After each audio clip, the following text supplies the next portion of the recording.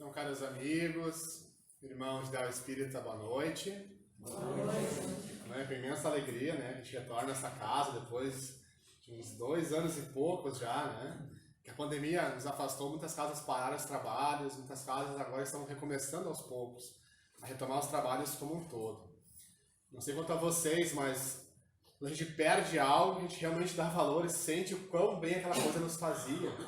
E sem a casa espírita para ir, para buscar, tem a psicosfera que nos preparam, né, o acolhimento dos trabalhadores, como isso fez falta para a gente, né? E agora, retomando aos pouquinhos, a gente vê o quão bom realmente é estar entre nós, né? E a pandemia, na verdade, ela foi um convite não, ela foi uma imposição para justamente nos levar a uma reflexão, a um aprofundamento em si mesmo enquanto humanidade, porque os convites são constantes da espiritualidade, do mundo espiritual para cá, mas nós ignoramos constantemente. Então a pandemia nos levou a ficar trancado em casa, conosco mesmo, com a família, para nos levar então a olhar para dentro finalmente.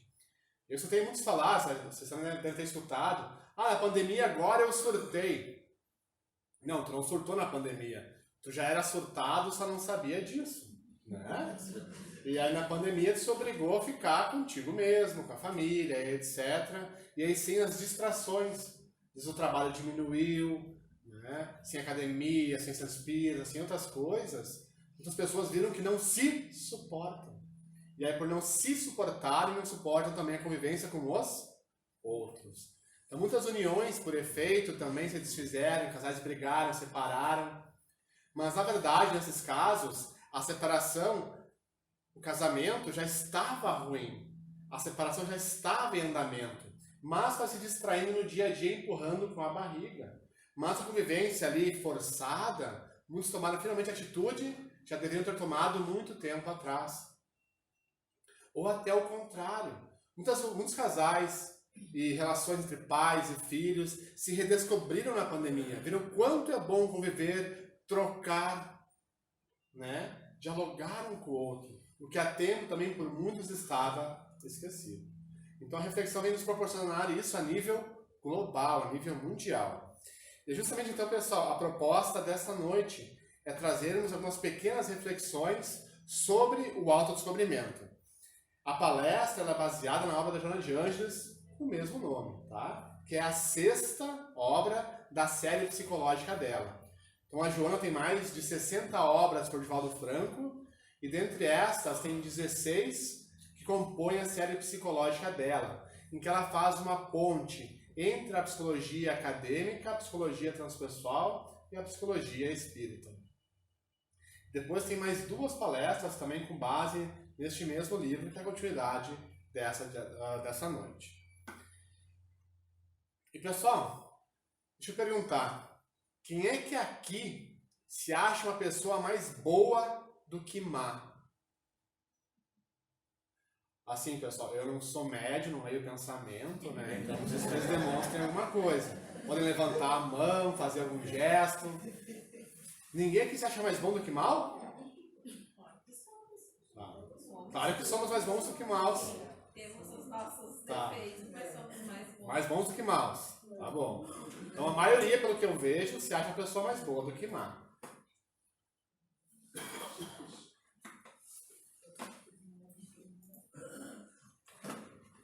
No analógico mesmo. Estamos em evolução. Estamos em evolução, corretíssimo. Aprendendo.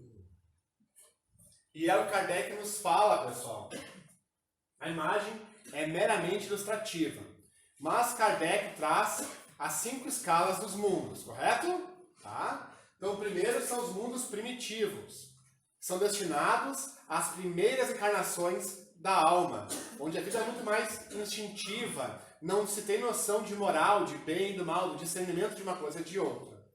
O mundo no qual nós estamos é o mundo de provas e expiações. Tá? O mundo para o qual nós estamos nos encaminhando é o mundo de regeneração, onde com o tempo haverá mais espíritos bons reencarnados do que espíritos ruins. Então, bem vai aos pouquinhos prevalecer, tá?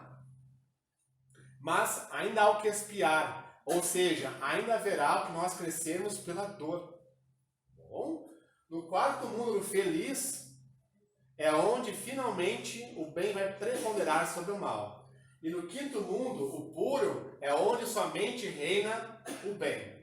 Então, no de provas e expiações, o que Kardec fala? Kardec afirma, no de provas e expiações, é onde prepondera o mal.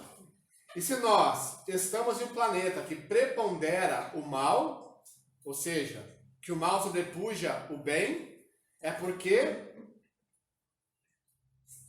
tem mais mal em nós do que bondade, do que o bem. Então todos nós somos mais maus do que bons, sem exceção. Salvo se há algum missionário aqui, mas que vai entender também, né? Vai relevar. Mas são todos nós sobrepuja este mal. E o mal leia-se enquanto ignorância do bem, ignorarmos as leis de amor, que é onde prepondera em nós o nosso egoísmo. E aí muitos afirmam, inclusive, né? Mas eu logo vou reencarnar, essa é a minha última encarnação aqui neste planeta, vou para o mundo superior, o mundo mais de luz. Quero logo ir para esse mundo de luz. Pessoal, pensa a vergonha. No mundo de luz, tá? A comunicação é muito mental, telepática, nós captamos os pensamentos uns dos outros, as intenções uns dos outros. Imagina tu numa praia, tranquilinho, e passa um ser angelical bonito ali. Tu vai ter pensamentos cristãos em relação a esse anjo ali, pessoal? Aí você é a pessoa lendo o teu pensamento. E eu ia passar vergonha, não sei como vocês. Então, pessoal, será que a gente já está em condições de ir num mundo assim superior? É uma pena ficar num mundo assim ainda. Mas para irmos sim, aos pouquinhos, evoluindo. Tá? Então, no processo de transição, o qual nós nos encontramos, tá? Rumando para o mundo de regeneração, se espera que tenhamos consciência do mal que há em nós. Sem a consciência desse mal que habita em nós, é muito mais difícil a mudança. A mudança, a renovação, o crescimento está muito mais pela dor do que pelo auto-amor, pela autoconscientização. Tá? Então, todos nós somos mais egoístas do que altruístas. Mais maus do que bons ainda. Mas afirma uns, mas eu não faço mal para ninguém. Não fazer o bem para quem pode já é um mal. Porque a pessoa está focada em si, na sua vida, nas suas questões, nos seus, na sua família. Isso é egoísmo. Ainda ignoramos a lei de amor. Tá? E pessoal, aqui mais ou menos representa a evolução. Lá no início da evolução, nós somos 99% físico, digamos, e 1% ainda espiritual. Tá? E conforme a gente vai evoluindo, maior a influência espiritual do que a física em nossos comportamentos. Exemplo, quem é que sente? É o corpo ou é o espírito? É o espírito que sente? Tá, eu estou irritado, estressado, eu tomo um Rivotril. O Rivotril afetou o quê? O corpo ou o espírito? O corpo. Então quem é que sente? É o corpo ou é o espírito?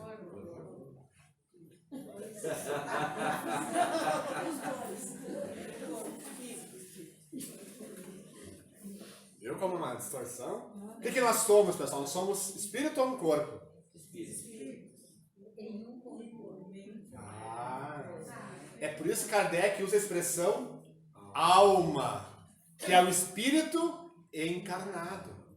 Então nós somos alma, ou seja, o subproduto, tá? A consequência da interação espírito com a matéria. Pensa uma reunião mediúnica. Aí tem alguém que diz assim, olha pessoal, hoje não vai ter reunião mediúnica porque a mentora está de TPM. Não tem como. TPM é do corpo ou do espírito? Do corpo. Tá? Então ela não tem TPM. E nessa questão, então, quanto mais evoluído é o espírito, menor a influência do corpo, da TPM, disso, daquilo, sobre o nosso comportamento, emoções, sentimentos. Tá? Quanto mais primitivo, mais as leis da matéria nos regem. Num estudo feito com criminosos presos por crimes de paixão, que é um crime cometido sem intenção de matar, mas um forte estresse, né, que é o crime passional, eles viram que, no geral, esses homens tinham uma anomalia do duplo Y, tá, geneticamente, que não levava a nenhuma anomalia física, mas na puberdade eles produziam em torno de 5 vezes mais testosterona que os outros homens. Então, num forte estresse, uma crise de ciúme, isso ou aquilo, eles tinham 5 vezes mais chance de responder agressivamente. Então veja como o corpo influencia o nosso comportamento, sentimento e emoções. Agora pensemos em Chico Xavier. Vamos supor que ele tivesse essa anomalia do duplo Y. Produzisse mais testosterona que os outros. Pergunto, ele num forte estresse iria bater em alguém? Com certeza não. Porque tamanha a evolução espiritual dele, que é muito mais o espírito que influencia no seu comportamento. Bom? E chega a tal ponto, pessoal, o nível da evolução, que pouco importa a genética. Ela é irrelevante. Tanto para o comportamento, quanto para a formação do corpo físico. A gente sabe que espíritos superiores podem escolher o corpo e querem reencarnar. Tá? Então tem o caso do François Champollion, que ele foi o 6º filho que nasceu numa família nos Alpes suíços, numa aldeia isolada lá, onde só havia loiro de olho azul. Tá? E loiro de olho azul, a gente sabe geneticamente, aquele chiqueirinho, né? É o gene recessivo, azinho. Tá? Então só pode nascer loiros de olhos azuis. E a aldeia toda era assim, pessoal. Então, esta 6ª criança, ela nasce diferente dos outros. Ela nasce com a pele mais amendoada, o cabelo encaracolado, olho mais puxado, olho castanho. E antes vocês pensem em bobagem, pessoal, ninguém com essas características foi até a aldeia. Tá? Vocês pensaram, né? Ninguém foi assim até porque se fosse, iriam notar. Mas se percebia que a criança tinha alguma dificuldade, alguma anomalia, que ela tinha problemas. Ela não conseguia se comunicar direito, era um tanto agressiva. Tá? Então percebiam aquela diferença, que ela é uma criança anômala. A criança cresce um pouquinho, e o irmão mais velho, de François Champollion, ele trabalhava em Paris, na Sorbonne, tá? Traduzindo papéis gregos antigos. Enfim, ele vai visitar a família lá nos Alpes, e a mãe chama o filho mais velho e diz: olha, filho, eu sei que teu irmãozinho, caçula, ele é inteligente. Eu sinto que ele é inteligente sim. E em Paris, recém começaram aquelas escolas para crianças especiais. Então a mãe pede que ele levasse o irmão mais novo para ele estudar em uma escola assim. E assim ele faz. Então lá no apartamento dele, leva o irmão, ele se descuida, e o irmãozinho vai até o quarto de estudos, o escritório que ele tinha, e começa a olhar esses papéis antigos que ele traduzia, papiros de inestimável valor. Né? Ele se assusta porque o irmão podia estragar, mas ele não mexe, vai com cuidado. O irmão se escora na porta, olha e começa a pensar: nossa, olha só, meu irmão cheio de problema mental, e debruçado sobre alta filosofia grega. E nisso ele pensando, o irmãozinho olha: eu sei ler. O irmão mais velho ri, obviamente, então lê. E o irmãozinho sai lendo grego antigo. Em resumo, aos 19 anos, essa criança se torna catedrático na Sorbonne. Ele lia, por exemplo, pessoal, deixa eu pegar aqui. Ele lia grego, latim, hebraico, aramaico, sânscrito e uma língua extinta pocta, sem nunca ter aprendido isso antes. Pelo menos não nessa encarnação. Tá? E nós devemos a ele a tradução dos hieróglifos egípcios. E não só a linguagem, mas foneticamente como se pronunciava a língua egípcia. E aos 30 anos ele desencarna, bom? E nesse meio tempo ali, foi reencontrado, que havia sido roubado, a máscara mortuária de Ramsés II, que era um faraó egípcio. E François Champollion era tal e qual Ramsés II. Ou seja, François Champollion era a reencarnação do faraó. Tá? E veja bem, reencarnou com aquelas características, uma família, olhos de olhos azuis. Então, tamanha era a evolução espiritual dele, que pouco importava a genética. Então, mais evoluído, o espírito tem ascendência sobre a parte física. Tá? Então, em resumo, pessoal, nessa parte do autodescobrimento, nós somos alma. A conjunção, o efeito, a consequência da interação espírito com a matéria. Então, olhar para o espírito, mas também olhar para o corpo. Tá? Se está estressado demais, se eu comer alface, acalma. É sério isso? Meia saladinha, acalma mais. Se tu comer carne, que é mais pesado, te leva a ficar mais estressado, mais agressivo. Tá? Então, nós somos poucos evoluídos ainda. A parte material influencia diretamente no nosso comportamento e nas nossas emoções. Tá bom? E sigamos. Aqui fala Joana de Anjos. Porque a gente não sabe identificar, a gente não quer nosso estágio de evolução para bem compreender as necessidades e saber canalizar as energias, o indivíduo demora-se infrutíferamente nas faixas primárias do sofrimento, quando nos cumpre ascender, crescer, empreendendo o esforço libertário que nos leva à saúde integral, à felicidade.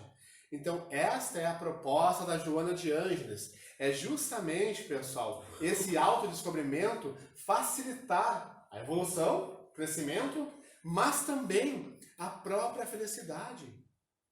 Porque é como subir uma montanha de si mesmo.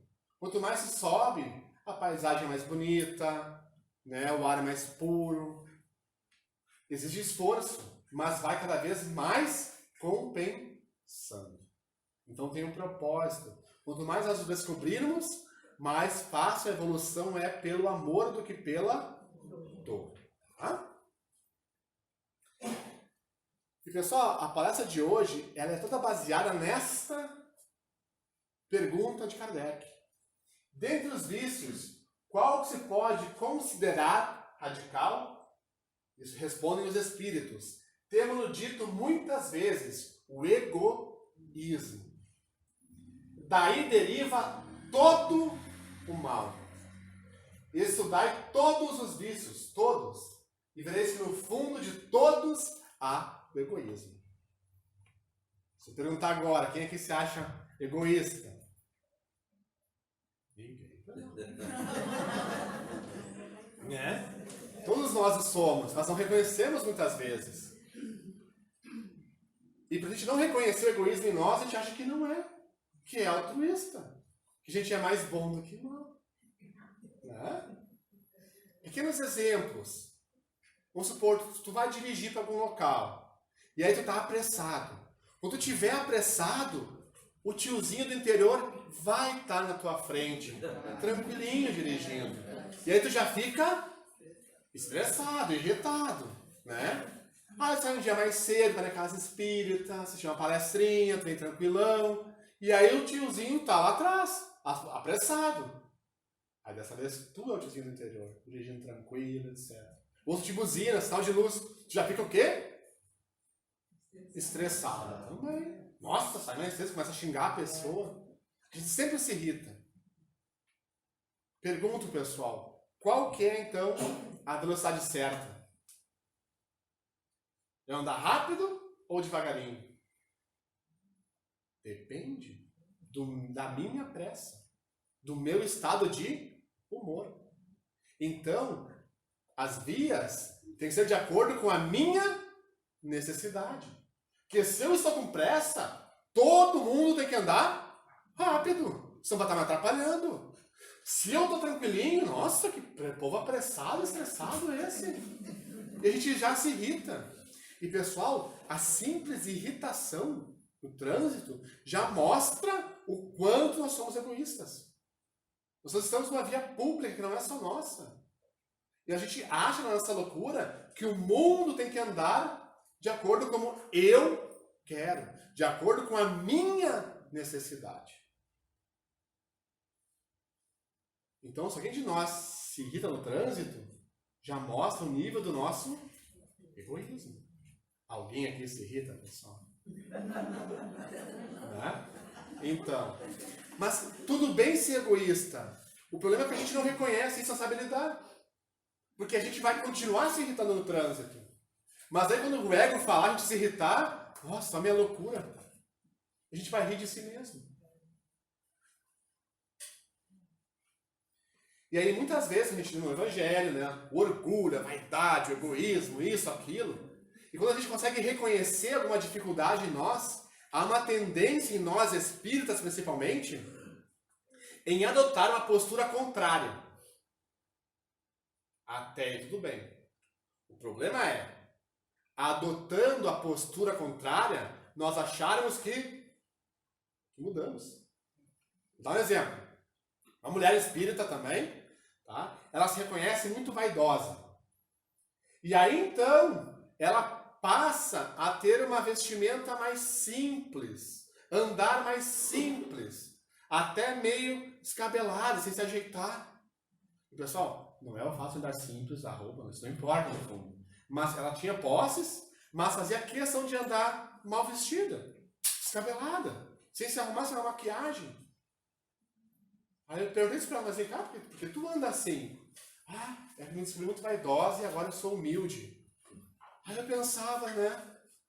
Tu vem pra terapia, desarrumado, desajeitado, um canhão, e quer trabalhar no relacionamento conjugal? Se tu tá assim na rua, tu imagina em casa. Teu marido tem que fazer muita caridade todo dia. Senão te arruma. Então é um contrassenso. Vocês estão rindo, mas é verdade, pessoal. Tudo bem. Nós reconhecemos algo em nós, como a vaidade nesse caso. Então, eu vou tentar não estimular a vaidade. Andar mais simples, isso, aquilo, mas tendo consciência que eu sou ainda vaidoso. A loucura dela era ela achar que tinha mudado. Agora eu sou humilde. Falava mansinho, tranquilo. E achou que mudou. Ou seja, ela era tão orgulhosa, tão vaidosa, que ela se travestia de humilde, de simples, tá? Para se achar mais no fundo. Faz sentido isso, pessoal? Isso é pura vaidade, puro egoísmo. Então, não é adotando uma postura contrária que eu mudei. Não é? Ora, se eu sou autoritário, sou exigente, e aí eu começo a falar um pouco mais tranquilo, né, não exigir tanto dos outros, mas tendo consciência do meu comportamento, que eu sou assim, aí como Kardec fala, que é o tema da próxima, nós estamos domando essa má inclinação. Que é o trazer para perto, mas tendo consciência da coisa em si. Tá? Para nós, né, nós espíritas ainda. Pensemos a reunião mediúnica, que é uma reunião de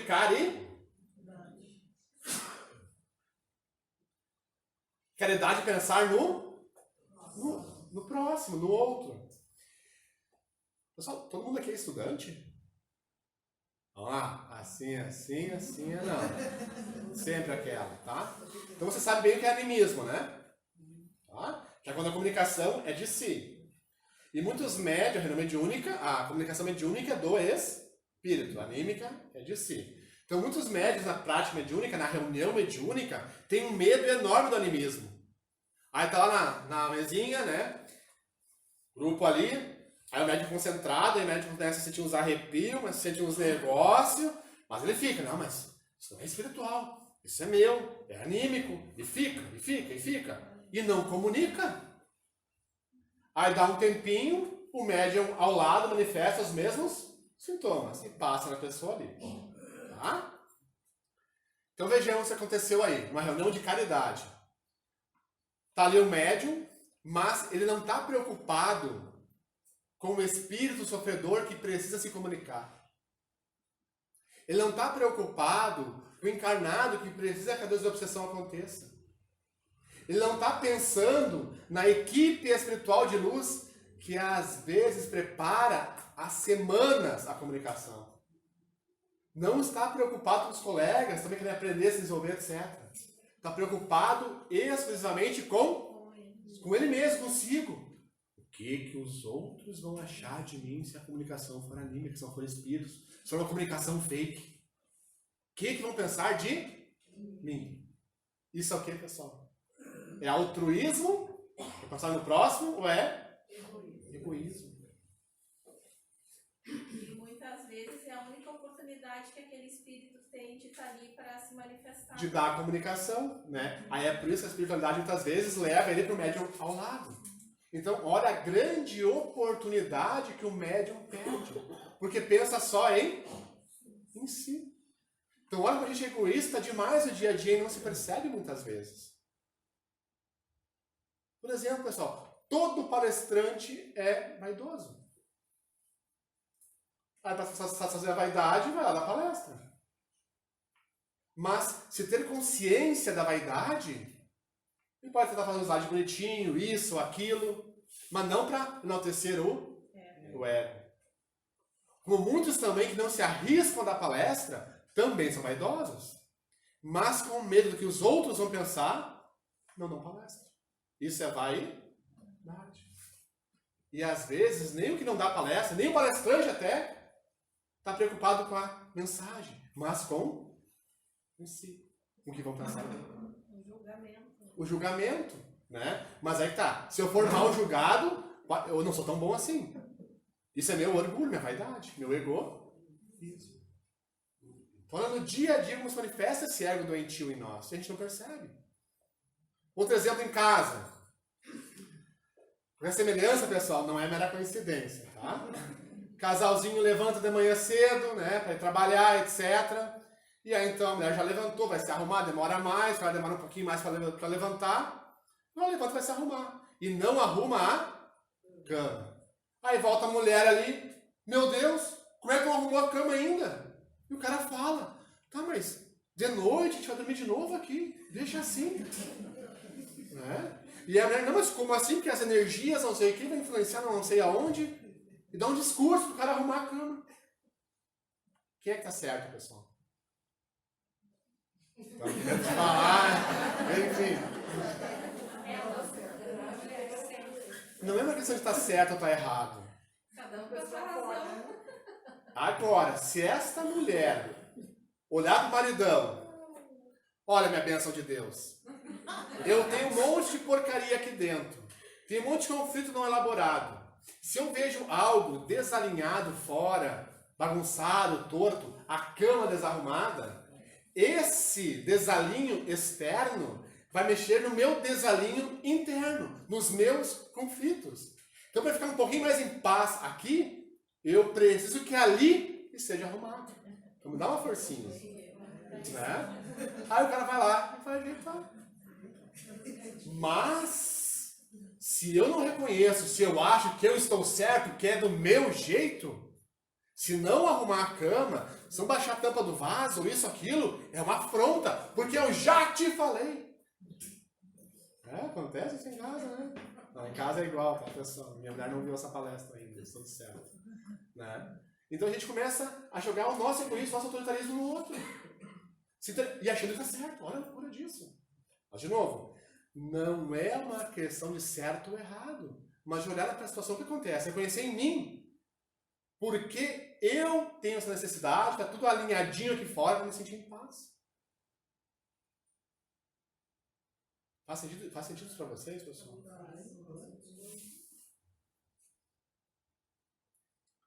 Então eu quero ser feliz a dois, ter um casamento pleno, mas tem que ser do meu jeito. Isso é insanidade? Não, é sério. Até o filho. Se o filho não arruma o quarto, por exemplo, óbvio, a gente tem que dar educação, deixar o quarto alinhado, isso, aquilo. O problema é que se ele não arruma, é a mesma coisa. Eu acho que ele está me afrontando, que tu não está me escutando, não está me ouvindo. Aí eu vou lá, bato, faço isso, faço aquilo.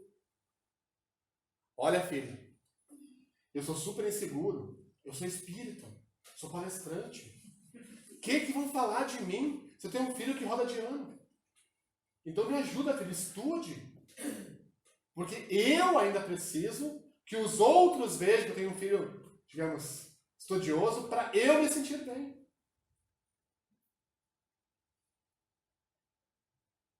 Faz mais sentido isso?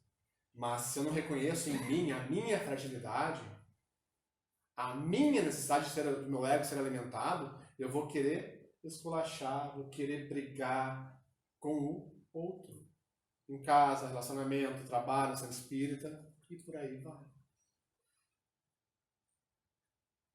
Então, olha como esse ego se manifesta no dia a dia. A gente nem percebe. Uma olhadinha só para confirmar, tá, pessoal? Mas tem algumas casas que eu vou que tem um anúncio assim na porta. Proibido entrar de saia acima do joelho e com decote muito largo. Eu já vi casos de a mulher entrar na casa espírita, ser chamada de volta, ó, e eles têm roupa lá, para a pessoa se trocar. Não, é sério também. Tu acha que a mulher vai se trocar, pessoal? Vocês se trocariam? A pessoa vai embora. E nunca mais volta para casa daqueles espíritas loucos lá.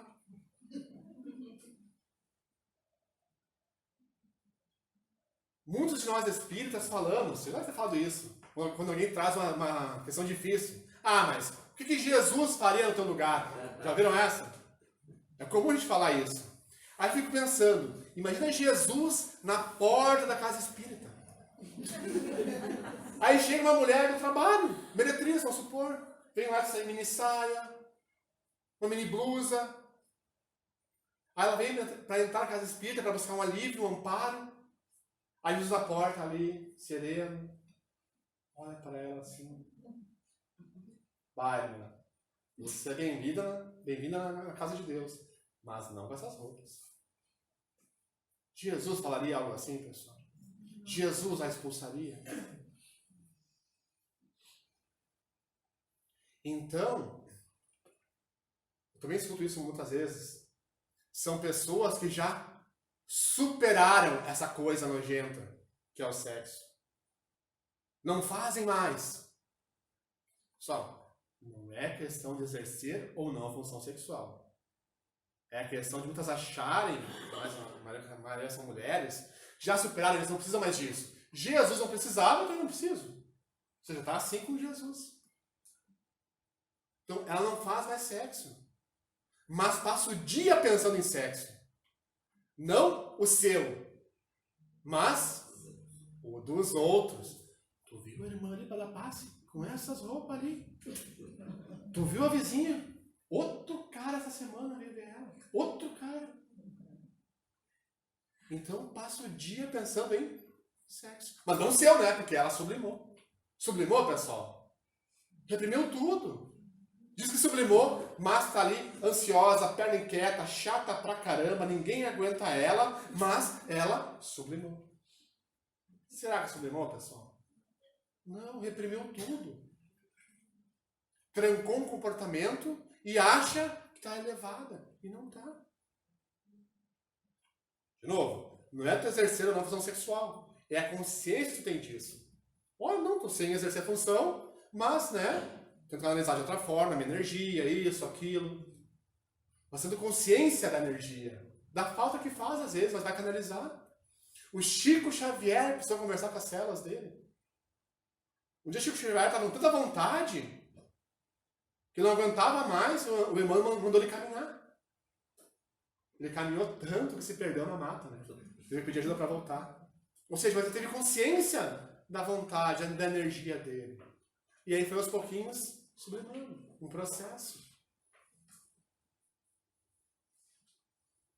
Mas aí, por eu reprimir conflitos em mim, né? Centrar o mundo em mim, a casa espírita em mim, achando que eu estou certo, que eu crio esses absurdos, como cartazes assim, que não pode entrar com tal ou qual roupa. Faz sentido isso para vocês, pessoal? Ou é loucura que eu estou falando? Vamos lá, pessoal. Vai. É que faz pensar, né? A gente não se dá conta dessas questões no dia a dia. No Espiritismo, os fins não justificam os meios. Quantas vezes achamos um trabalho, uma dificuldade na casa espírita que é normal, mas é em nome do Espiritismo eu vou lá e ajo de forma inconsequente com meu colega de centro espírita. Porque o meu fim é nobre, mas o meu meio é espúrio. Por causa do meu ego, do meu orgulho.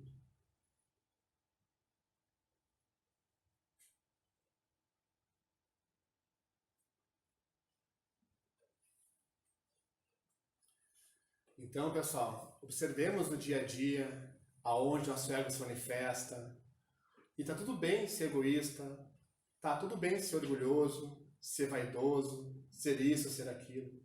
Mas eu tendo consciência aos poucos de como eu sou, vai facilitar a minha mudança. Vai facilitar eu agir melhor com o outro. E vai facilitar eu ficar mais em paz. Porque eu passo a criar compreensão no meu entorno e não julgamento. Porque nenhum de nós é o centro do mundo. Sei que é tão óbvio falar isso, mas muitos de nós nos achamos, até sem perceber. Porque nós estamos certos. Será? Enfim. Para finalizar, vou trazer um caso que mostra um pouquinho de tudo isso. Havia um rapaz, aliás, né? Está vivo ainda. Um rapaz muito bom. Ele faz o bem, no caso, ele se tornou espírita. Ele ajuda os outros, uma pessoa honestíssima no trabalho, tá? Em casa, com a família. Não faz o mal para ninguém e ainda faz o bem, ajuda os outros. Então, pensa alguém assim. É possível ver mais mal do que bem nele? Hein, pessoal? Não, né? E ele próprio também se achava uma pessoa muito boa.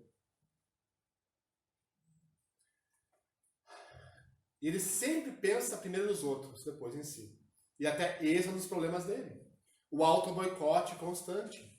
Ele se boicota em crescer no trabalho, ser feliz com a esposa, com a família, por aí vai. Enfim, aí ele procurou ajuda, etc. E aí, com o tempo do processo psicoterápico, ele faz uma regressão de memória para ver a origem do auto-boicote. E bem resumido, pessoal. Ele viu que na última reencarnação ele foi nazista. Tá? E havia um membro do seu pelotão, do pelotão dele que ele comandava, que traiu ele, era um espião. Então eles descobrem isso e vão atrás do soldado. Chegam na casa dele, lá, ele não se encontrava. Mas acham a mulher, a esposa dele, e o filhinho de 8 anos. Ele toma a frente, pergunta, cadê teu marido? Ela diz, não sei. Ele bate nela, ela não falava onde ele estava. Então, no auge da ameaça, ele pega a criança, pega a sua faca, coloca no pescoço e diz, onde está o teu marido? Ou tu me fala, ou eu mato o teu filho. Ela não fala, não sei. E pessoal, depois ele percebe que ela realmente não sabia. Mas na ânsia ali, de obter a resposta, ela não falava. Ele não mata a criança, mas põe a faca no olho. Se tu não me falar, eu furo o olho do teu filho. Ela não fala, pessoal. E ele fura o olho. Ela não fala de novo. Ele fura o outro olho. Nesse meio tempo, o próprio pelotão o abandona. Ele fica sozinho ali. Ela não falava. Ele bate mais nela, tortura ela, estupra ela. E nesse meio tempo, chega o marido com os colegas. Enfim, podem a criança, a mulher. Não vou entrar em detalhes, mas torturam ele. E para finalizar, penduram ele de cabeça para baixo, cortam-lhe as costas, né, a pele, e deixam sangrando. Em torno de 2, 3 dias ele desencarna ali pendurado. Ele fica 40 anos no umbral. Depois de 40 anos, a criança aquela morreu algumas semanas depois. Então aquela criança, o espírito já adulto, depois, ele que resgata este rapaz. E ele inicia então, depois de uma preparação, o recomeço, que é a atual reencarnação. E aí então ele entende o porquê nasceu numa família com muita dificuldade, em que ele apanhava do pai praticamente todo dia. Como se não bastasse, a infância é muito difícil, com surras constantes, fome, etc. Aos 8 anos, o pai dele o coloca na pedreira para trabalhar, literalmente carregando pedras. Aos 12 anos ele não aguenta e tenta suicídio. Salvam ele. Com 18 e 19 anos, um pouco mais tarde, ele tem um acidente no trabalho e perde um olho. Tenta mais uma vez o suicídio por enforcamento e o salvam já na forca. E aí, pessoal, se dá conta de várias coisas. Uma, na verdade, ele era para ter perdido os 2 olhos. Mas por estar se renovando, ele perde só, entre aspas, né? Só um. E desde pequeno, quando o pai batia nele, ou depois os colegas na escola com bullying, com isso, com aquilo, quando alguém o irritava, ele se imaginava pegando o pai ou os outros, pendurando eles e torturando. Ele nunca entendeu de onde que vinham aquelas imagens. E um parênteses, pessoal. A imaginação também é um tipo de memória. Tu tem 1 bilhão de coisas para imaginar. Porque tu imagina justamente aquilo ali. Constantemente.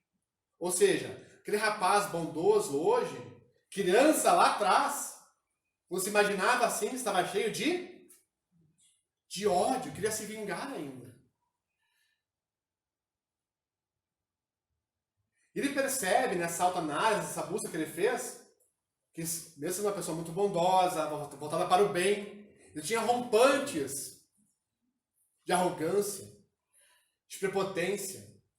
Ou seja, pessoal, o nazista de antes ainda estava dentro dele.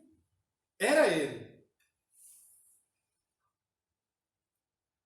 E bem provavelmente, quase 100% certo, se ele nascesse numa família tranquila, com um lar tranquilo, com pais bons, quem é que ia aflorar? Este adulto humano hoje ou o nazista de antes?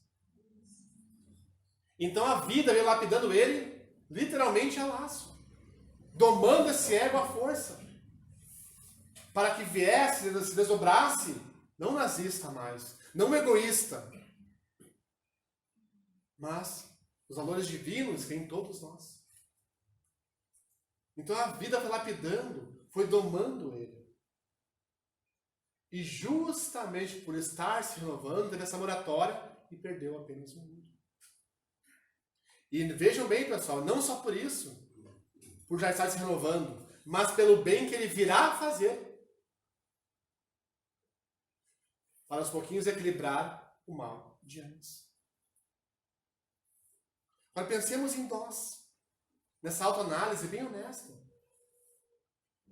Se nós já tivéssemos passado por dificuldades pelas quais todos nós passamos, alguns vamos passar ainda, o que? Quem afloraria em nós? Porque Jesus, que nos ama, a todos nós, sem exceção, nos conhece nominalmente, todo o nosso histórico, presente e futuro, porque Jesus que nos ama, fez ou faz que nós passássemos por tais ou quais dificuldades? O que Ele quer lapidar em nós? O que Ele quer frear em nós muitas vezes? Para que olhemos para o outro lado nosso, onde está o Deus interno, onde está Deus em nós, para que Ele aflore. Então esse convite que a Joana de Ângeles faz para esta obra é justamente essa, que olhemos para dentro,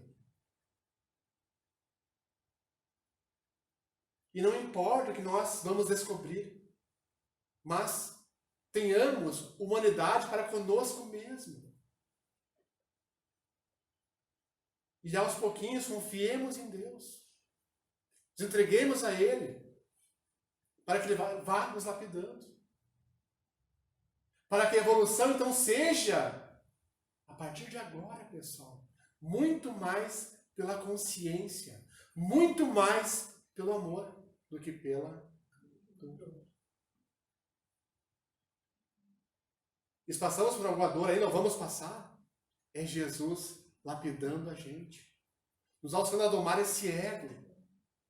Mas não mais o egoísmo tome conta, mas o amor. E amando, sejamos felizes por consequência. Pois, como diz Joana de Ângeles ainda, o amor é a substância criadora e mantenedora do universo. Constituído por essência divina, é um tesouro. Quanto mais se divide, mais se multiplica. E se enriquece à medida que se reparte. Mais se agiganta na razão que mais se doa. Fixa-se com mais poder quanto mais se irradia. Nunca perece porque não se entibia, nem se enfraquece, desde que a sua força reside no ato mesmo de doar-se, de tornar-se vida. E assim como o ar é indispensável para a existência orgânica, o amor é o oxigênio para a alma, sem o qual a mesma se enfraquece e perde o sentido de viver. Então amemos e nos conheçamos, para que a paz de Deus conosco sempre esteja. E que de agora em diante, e assim seja. Obrigado.